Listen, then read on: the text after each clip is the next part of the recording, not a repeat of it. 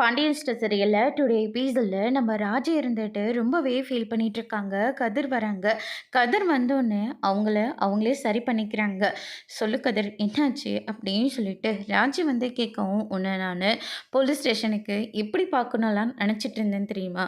காக்கி ட்ரெஸ்ஸில் அப்படியே யூனிஃபார்மோடு செம கெத்தாக நின்றுட்டு இருக்கிற மாதிரி நான் கனவு கண்டு வச்சுருந்தேன். ஆனால் அது இப்போ எல்லாமே பொசுங்கி போயிடுச்சு இல்லை, நான் உன்னை ரொம்பவே கஷ்டப்படுத்திட்டேன்ல அப்படின்னு சொல்லிட்டு நம்ம கதிர் வந்து ஃபீல் பண்ணிகிட்ருக்காங்க. அந்த குடும்பம் பண்ணதுக்காக நீ என்ன கதிர் பண்ண போகிற, நீ எதுவுமே பண்ணலப்பா அப்படிங்கிற மாதிரி வந்து சொல்லிடுறாங்க. எனக்கு எவ்வளோ அதிர்ச்சி இருந்தது தெரியுமா? இந்த குடும்பம் தான் எனக்கு எல்லாமேன்னு இருந்தவங்க இப்போ ஒரே நாளில் அப்படியே மாறி போயிட்டாங்க. மொத்த குடும்பத்தையும் தூக்கி ஜெயிலில் வச்சுட்டாங்க.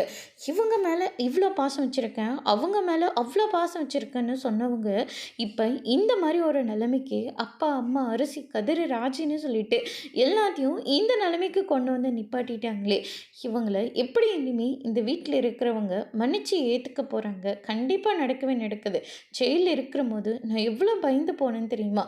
அம்மாவுக்கு ஏதாவது ஆச்சா, அப்பாவுக்கு ஏதாவது ஆயிடுச்சா அப்படின்னு சொல்லிட்டு நான் பயந்த பயம் எப்படி இருந்துச்சு தெரியுமா அப்படின்னு சொல்லிட்டு கதிர் வந்து ரொம்பவே வருத்தப்பட்டு வந்து சொல்லிக்கிட்டு இருக்காங்க. சொந்தம் நினச்சிட்டு இருந்தவங்க நமக்கு எதிராக மாறிட்டாங்க. ஆனால் எதிரியாக இருந்தவங்க இப்போ சொந்தமாக மாறிட்டாங்க. உங்கள் வீட்டை தான் சொல்கிறேன் தெரியும் கதிர் அப்படின்ற மாதிரி ராஜி வந்து சொல்லிடுறாங்க. நான் உங்கள் வீட்டை கூட நம்பாமல் தான் இருந்தேன். ஆனால் கடைசியில் அவங்க தான் நமக்கு துணையாக வந்து நின்னாங்க. ஆனால் நமக்காக தான் இவங்க இருக்காங்கன்னு நினச்சவங்க நமக்கு எதிராக அப்படியே மாறி நிற்கிறாங்க அப்படின்னு சொல்லிட்டு ரொம்பவே வருத்தப்பட்டுட்ருக்காரு. அதுக்கு அடுத்ததாக வந்து பார்த்திங்கன்னா, சரி நீ சரியாக தூங்கியிருக்க மாட்ட, முதல்ல நீ தூங்கு போ அப்படி பெட் மேல் படுத்துக்கிறோம், நான் கீழே படுத்துக்கிறேன். இல்லை இல்லை வேண்டாம், நீயே பெட் மேலே படு, நானே கீழே படுத்துக்கிறேன்னு சொல்லிட்டு கதிர் வந்து கீழே படுத்துக்கிறாரு. அதுக்கு அடுத்ததாக வந்து பார்த்திங்கன்னா ராஜி இருந்துட்டு கதிர் தூங்கினதுக்கு அப்புறமா லைட்டெல்லாம் ஆஃப் பண்ணிவிட்டு ஒரு பேப்பர் பேனா பேடை எடுத்துக்கிட்டு வெளியே வந்து ஏதோ லெட்டரெல்லாம் எழுதிக்கிட்டு இருக்காங்க. அதுக்கு அடுத்ததாக வந்து பார்த்திங்கன்னா இந்த பக்கம் நம்ம பாண்டியன் இருந்துட்டு ரொம்பவே வருத்தத்தோடு இருக்காங்க. கோமதி இருந்துட்டு என்னை விட்டுருங்க, எனக்கு ரொம்ப பயமாக இருக்குது, என் புருஷன் பாவம் என் புள்ள பாவம்னு சொல்லிட்டு தூக்கத்திலேயே புலம்பிட்டு இருக்காங்க. பாண்டியன் இருந்துட்டு கோமதி என்னாச்சு அப்படின்னு சொல்லிட்டு கேட்கவும், என்னங்க என்னை விட்டுருங்க அப்படின்ற மாதிரி சொல்லி பயந்து போகிறாங்க. கோமதி ஒன்றும் இல்லை பயப்படாது சரியா அப்படின்னு சொல்லிட்டு கோமதியை சமாதானம் பண்ணி பாண்டியன் வந்து தூங்க வைக்கிறாங்க. அதுக்கு அடுத்ததான் அரசியும் கண்ணை முழிச்சு பார்க்குறாங்க. ஒன்றும் இல்லைம்மா தூங்கு அப்படின்னு சொல்லிட்டு அரசியும் சமாதானம் பண்ணி தூங்க வைக்கிறாங்க. அதுக்கு அடுத்ததாக பாண்டியன் இருந்துட்டு குடும்பம் இந்த நிலைமைக்கு ஆயிடுச்சுன்னு நினச்சி ரொம்பவே வருத்தத்தோடு இருக்கார். அதுக்கு அடுத்ததாக வந்து பார்த்திங்கன்னா இந்த பக்கம் நம்ம சரவணன் இருந்துட்டு மயிலோட அம்மா பாக்கியம் இருந்துட்டு என் பொண்ணை மன்னிச்சு உள்ளே ஏற்றுக்கோங்க, அப்படி இல்லாட்டி இந்த குடும்பத்தோட நிம்மதி இன்னிலிருந்து காணாமல் போச்சுன்னு நினச்சிக்கோங்க அப்படின்னு சொல்லிட்டு பாக்கியம் வந்து சவால் விட்டுட்டு போனது. இதெல்லாம் யோசிச்சு அதுக்கு அடுத்ததாக பாண்டியன் கோமதி செந்தில் கதிரன்னு சொல்லிட்டு எல்லாருமே போலீஸ் ஸ்டேஷனுக்கு போனது. இப்படி எல்லாத்தையும் யோசிச்சு அவர் ரொம்பவே பயந்து போகிறாரு. அதுக்கடுத்ததாக பழனி இருந்துட்டு டேய் சரவணா என்னடா ஆச்சு உனக்கு அப்படின்னு சொல்லிட்டு கேட்கவும், அம்மா எங்கே இருக்காங்க, அம்மாவை நான் பார்த்தியே ஆகணும், அம்மாவுக்கு ஒன்றும் இல்லைல்ல அப்படின்னு சொல்லிட்டு புலம்பிகிட்ருக்காரு. பழனி இருந்துட்டு அக்காவுக்கு ஒன்றும் இல்லை, அக்கா ரொம்ப நல்லா இருக்குது, ரூமில் ரெஸ்ட் எடுத்துகிட்டு இருக்காங்க அப்படின்னா அப்பாவும் தான்டா அப்படின்ற மாதிரி சொல்லிடுறாங்க. அவங்களுக்கு ஒன்றும் இல்லைல்ல, ஒன்றும் ஆகாதில்ல அப்படின்னு சொல்லிட்டு பழனிக்கிட்ட சரவணன் வந்து கேட்கவும், பழனி இருந்துட்டு அப்படிலாம் ஒன்றும் ஆகாது, ஒன்றும் ஆகவும் விடமாட்டோம், வந்த கஷ்டம் எல்லாம் தொலைஞ்சு போச்சுன்னு நினச்சிக்கோடா, டேய் பேசாம படுத்து தூங்குடா, உன் மாமன் எங்கேயும் போகிறதில்ல, நான் இங்கே தான் இருக்கேன், எதுவும் ஆகாமல் நான் பார்த்துக்கிறேன்டா அப்படின்னு சொல்லிட்டு பழனி வந்து சமாதானம் பண்ணி தூங்க வச்சிட்ருக்காங்க.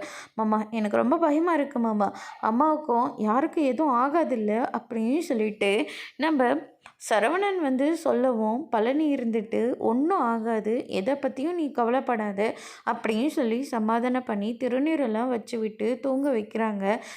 எப்படி இருந்த குடும்பம் இந்த நிலைமைக்கு ஆளாயிடுச்சு அப்படின்னு சொல்லிட்டு பழனியும் ஒரு பக்கம் ரொம்பவே வருத்தத்தோடு இருக்காங்க. அதுக்கு அடுத்த நாள் காலையில் வந்து பார்த்திங்கன்னா பாண்டியன் எந்திரிச்சு வராங்க. ஆனால் இன்னும் யாருமே எந்திரிக்கவே இல்லை.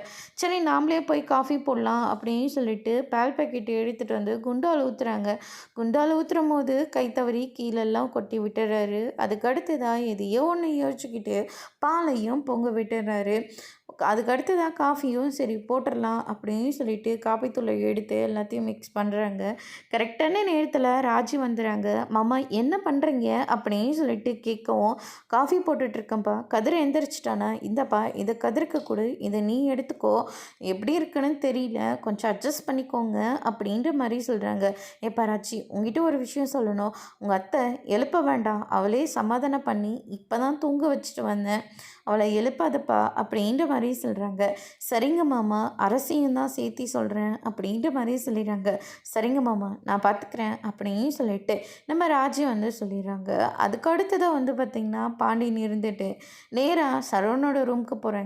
பழனியும் கரெக்ட்டா எந்திரிச்சு வராங்க. "இந்தாடா காஃபி." அப்படின்னு சொல்லிட்டு பழனிக்கிட்ட குடுக்குறாங்க. பழனி இருந்துட்டு, "இது என்னடா ஆச்சரியமா இருக்கு. மச்சானாவா காப்பி போட்டாரு? மச்சான் நான் இன்னும் காஃபி பல்லே விளக்கல. பரவாயில்லடா குடிடா முதல்ல." அப்படின்னு சொல்லிட்டு குடுக்குறாங்க. அதுக்கு அடுத்ததா சரவணன் தூங்கிட்டுருக்காங்க. எழுப்பலாமா வேண்டாமான்னு சொல்லிட்டு தலையில கைய வைக்கிறாரு. உடனே சரவணன் ரொம்பவே பதட்டமா எந்திரிக்கிறாங்க. "அப்பா அப்பா இன்னும் கொஞ்ச நேரத்தில நான் ரெடி ஆயிடுவேன்ப்பா. அதுக்கப்புறம் ஒண்ணா கடைக்கு போலாம்." அப்படின்ற மாரி சொல்றாங்க. "டேய் டேய் இன்னைக்கு கடைக்கெல்லாம் ஒண்ணும் வேணாம். நீ முதல்ல பதட்டப்படாத. நான் காஃபி போட்டு தான் எடுத்துட்டு வந்தேன்." அப்படின்னு சொல்லிட்டு காஃபிய வந்து குடுக்குறாங்க. "உனக்கு ஒண்ணும் இல்லல்ல. நீ நல்லா தானே இருக்க?" அப்படின்னு சொல்லிட்டு விசாரிச்சுட்டு காஃபிய வந்து குடுக்குறாங்க. அதுக்கு அடுத்ததா வந்து பார்த்திங்கன்னா, இந்த பக்கம் பாண்டியன் இருந்துட்டு கடைக்கு போகலான்னு சொல்லிட்டு எல்லாத்தையும் எடுத்து அவர் பாட்டுக்கு கிளம்ப போறாரு. முத்துவேல் கரெக்ட்டா வராரு. "சரிதானே எல்லாம்? எல்லாம் ஓகே தானே?" அப்படின்னு சொல்லிட்டு மண்டைய ஆட்டுறாரு. பாண்டியனும் "பரவாயில்ல இப்ப" அப்படின்னு சொல்லிட்டு சிக்னல் காட்டுறாங்க. சாவிய கூட போட முடியாத அளவுக்கு பாண்டியன் ரொம்பவே பதட்டமா இருக்காங்க. பாண்டியனோட நிலைமைய பார்த்து முத்துவேலும் ரொம்பவே வருத்தப்பட்டுட்டு இருக்காரு. அதுக்கு அடுத்ததா வந்து பார்த்திங்கன்னா, இந்த பக்கம் நம்ம கோமதி இருந்துட்டு எல்லாத்தையும் யோசிச்சு ரொம்பவே ஃபீல் பண்ணிட்டுருக்காங்க. பழனி வராரு. "அக்கா எப்படிக்கா இருக்க? நல்லா தானே இருக்க? சரி நான் போய் உனக்கு சாப்பாடு எதுவும் எடுத்துட்டு வரட்டுமா? காலையில காஃபி போட்டது மச்சான் தான். குடிச்சியா? நல்லா இருந்ததா?" அப்படின்னு சொல்லிட்டு கேட்கவும், "குடிச்சேன்டா. நல்லா தான் இருந்துச்சு." அப்படின்ற மாரி சொல்லிடுறாங்க. "நாங்க என்னென்னமோ கனவெல்லாம் கண்டோம்டா. வீட்டுக்கு வந்த மருமகளுங்க எல்லாமே நல்லவங்கன்னு சொல்லி. ஆனா இந்த மயிலு இப்படியெல்லாம் பண்ணுவான்னு நான் கொஞ்சம் கூட நினைக்கவே இல்லடா. அவங்கள தான்டா நாங்க பெருசா நினச்சிட்டு இருந்தோம். ஆனா இப்ப பாரு மொத்த குடும்பத்தையும் தூக்கி ஜெயில்ல வச்சுட்டாங்க. எங்கள வெட்டுவேன் குத்துவேன்னு சொன்னவங்களே எங்கள வெளிய கூட்டிட்டு வந்துட்டாங்க. எனக்கு ஒரு பிரச்சனைன உடனே வீட்ல இருக்கிற மொத்த பேரும் என் பக்கம் நின்னீங்கல்ல. அண்ணன் 2 பேரு, அண்ணிங்க 2 பேரு, அம்மா, நீயு. உன்ன நான் என்னலாம் பேச்சு பேசினேன். எதையும் மனசுல வச்சுக்காம குடும்பத்துக்கு ஒண்ணுன உடனே முதல் ஆளா வந்து நின்னுட்டியேடா. என்ன மன்னிச்சிடுறா உன்ன பேசின பேச்சுக்கெல்லாம்." அப்படின்னு சொல்லிட்டு மன்னிப்பெல்லாம் கேட்குறாங்க. "என்னக்கா நீ பெரிய பெரிய வார்த்தையெல்லாம் பேசுற?" அப்படின்னு சொல்லிட்டு பழனி இருந்துட்டு கோமதி கிட்ட வந்து சொல்லிட்டு வருத்தப்பட்டுட்டு இருக்காங்க. அதோட இன்னைக்கான எபிசோட் முடிச்சிருக்காங்க. இனி பாண்டியன் ஸ்டோரில் அடுத்தடுத்து என்னெல்லாம் நடக்க போகுதுன்றத வெயிட் பண்ணி பார்க்கலாம். Thank you.